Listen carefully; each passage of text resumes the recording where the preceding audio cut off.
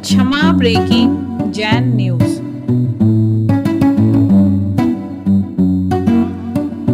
जिनका हम सम्मान करना चाहेंगे, उनके बहाने पूरे देश के शहीदों का सम्मान होगा।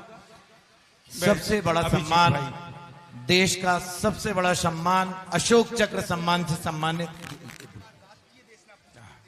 इसके बाद अक्षय निधियां जो तुम्हें प्राप्त हुई गुरुदेव की कृपा से, अंतरंग फौजी, निरंतर युद्ध लड़ने वाले साधक आचार्य गण विद्यासागर जी, फौज के अद्वितीय योद्धा, परम श्रद्धेय अक्षय सागर जी महाराज की अक्षय देशना सुनने का सौभाग्य हमें मिलेगा।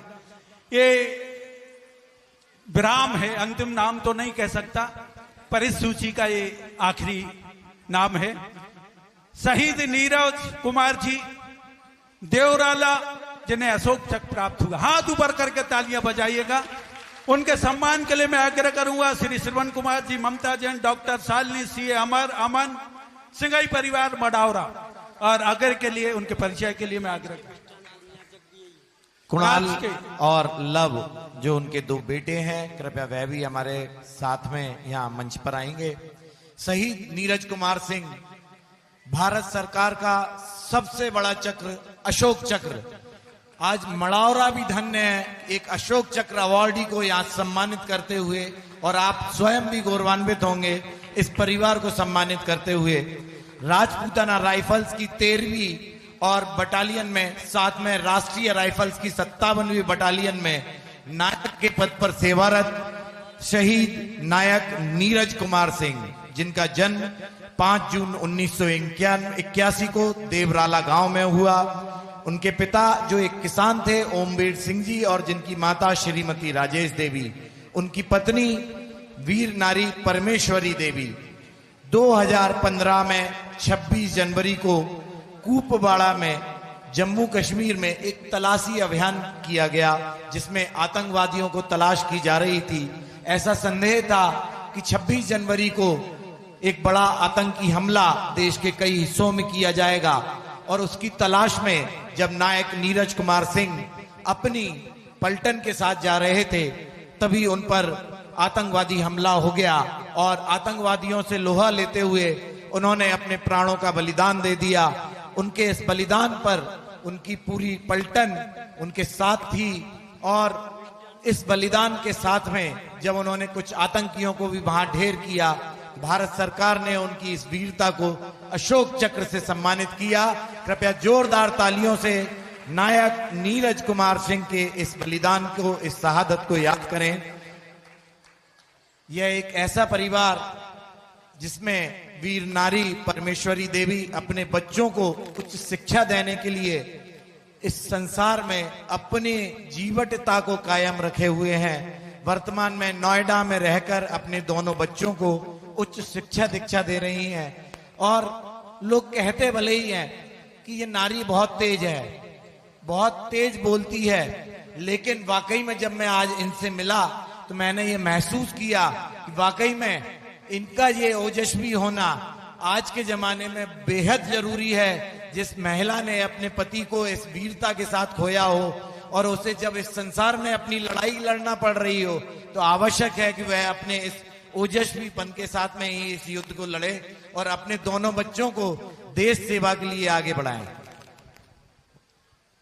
हेलो सभी माता जी को, सभी भाई बहन जो भी यहाँ पर बैठे हैं, मेरा हाथ जोड़कर नमस्कार। गुरुजी आपके चरणों में कोटि कोटि मेरी तरफ से पढ़ रहा हूँ।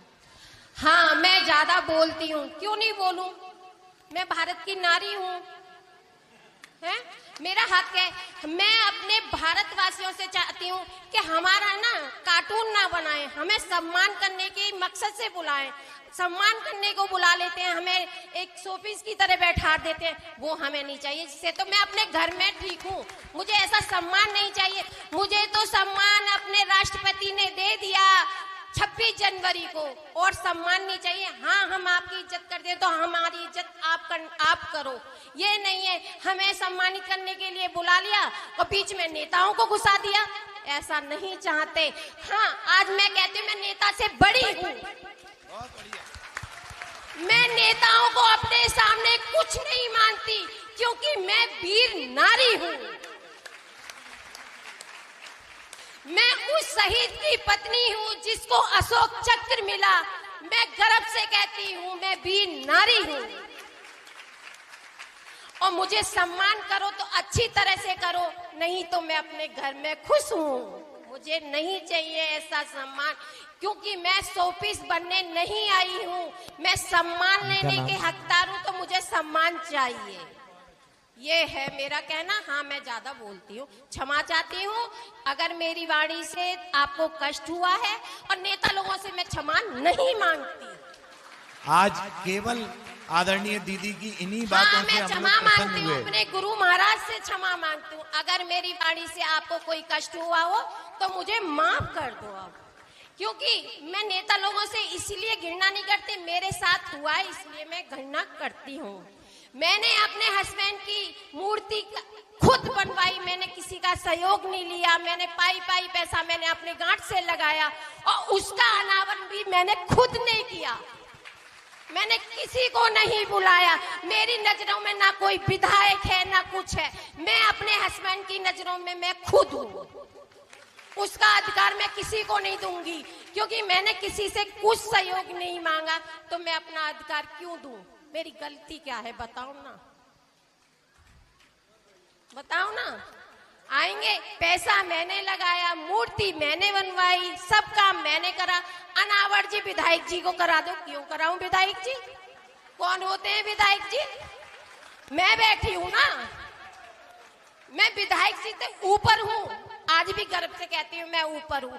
मेरे बच्चे कहते हैं मम्मी कम बोला करो। क्यों बोलूं कम? कोई गलती थोड़ी ना कर रही। और आज भी कहती हूँ मैं भी नारी हूँ। शानदार दीदी, आपकी इस बेबाक बात के ही हम कायल हो गए। जब आपसे मैं बात कर रहा था तो मुझे लगा कि मैं पहली बार किसी ऐसी वीर नारी से मिल रहा हूं जिसने वाकई में अपने पति के चक्र का सम्मान रखा है, और देश को एक ऐसी वीर नारी पर भी गर्व होना चाहिए। करतल ध्वनि से ऐसी वीर नारी का भी हम सम्मान करते हैं। और मैं भी बताती हूँ, मैं भी एक गांव से निकली हुई लड़की हूँ। मैंने कोई शहर नहीं देखा, कुछ नहीं देखा। मैं आर्मी में संग नहीं रही अपने हस्बैंड के साथ। मैंने आर्मी के बारे में नॉलेज नहीं है। मेरे हस्बैंड के बारे बोलते थे मैं आर्मी के बारे में कुछ बताओ, तो वो ये कहते थे लेडीजों के सामने तो भैंस के बराबर बीन बजाना है। क्या समझोगे तुम? लेकिन एक बात पूछना चाहेंगे आपसे कि हम लोगों ने इस सम्मान के लिए स्टैचू तो नहीं बनाया, या कोई गलती हो गई है? नहीं, अरे गलती होती तो मैं माइक पे अब तक कब की बोल चुकी होती, पूछती थोड़ी नहीं।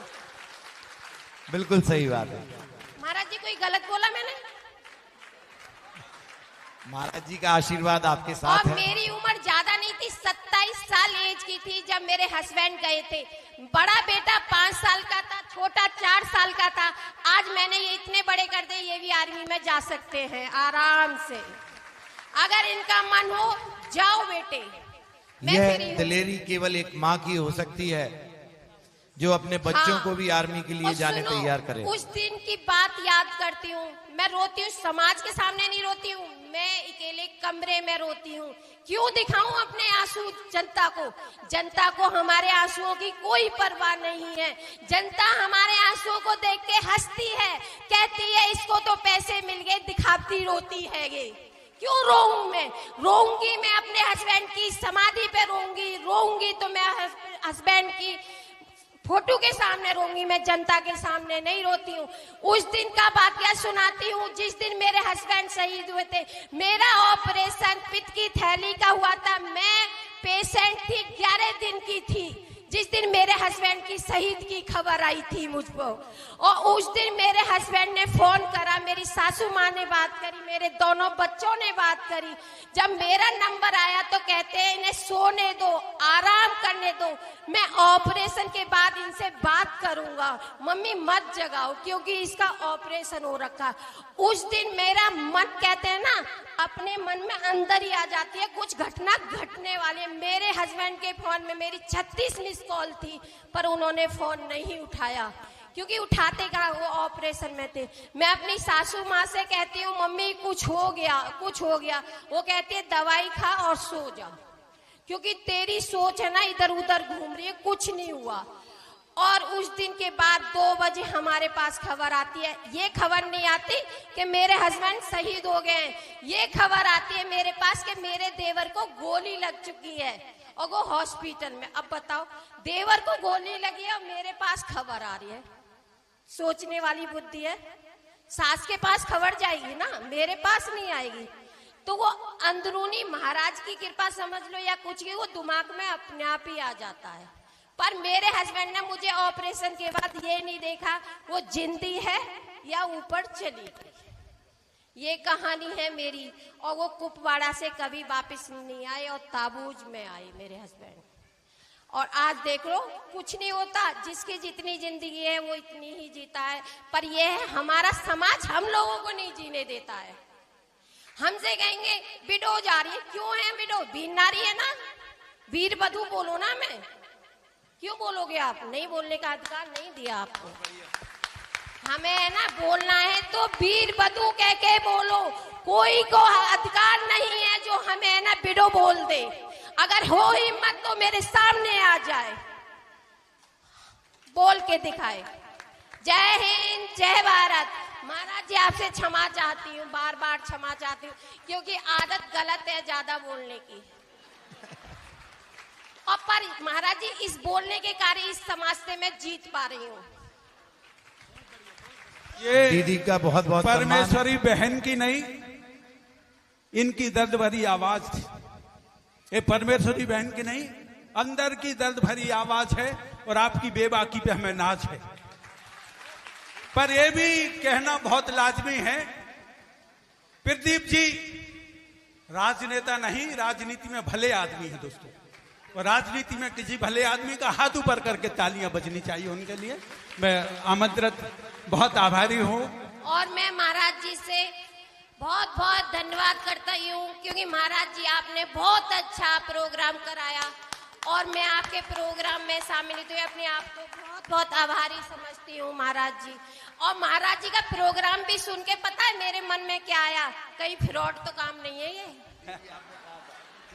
और मैंने चेतन से है ना ये वाली बात कंफर्म कर ली, बता दे भाई कहीं फ्रॉड हो।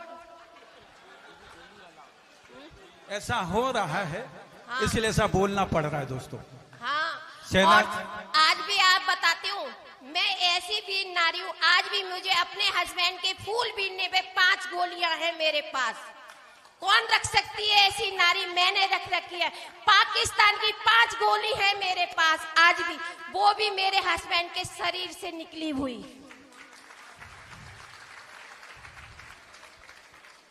Thank you. अरे भाई जो गलती होगी हो तो माफी चाहती हूँ गुरुजी, आपसे तो बार बार चाहती हूँ मैं। ये थी परमेश्वरी देवी जिन्होंने अंतर के रंग आप तक उड़ेले हैं। आइए एक बार तालियों के रंग इनके साथ करें। बहुत बेबाकी के साथ उन्होंने बिला प्रारंभ किया। और मैं तो कह रहा हूं कि यदि एक मोहल्ले में एक महिला ऐसी बोलने वाली हो जाए तो मोहल्ले भर की आवाज बंद हो जाए दोस्तों। मैं बहुत प्रणाम करता हूं।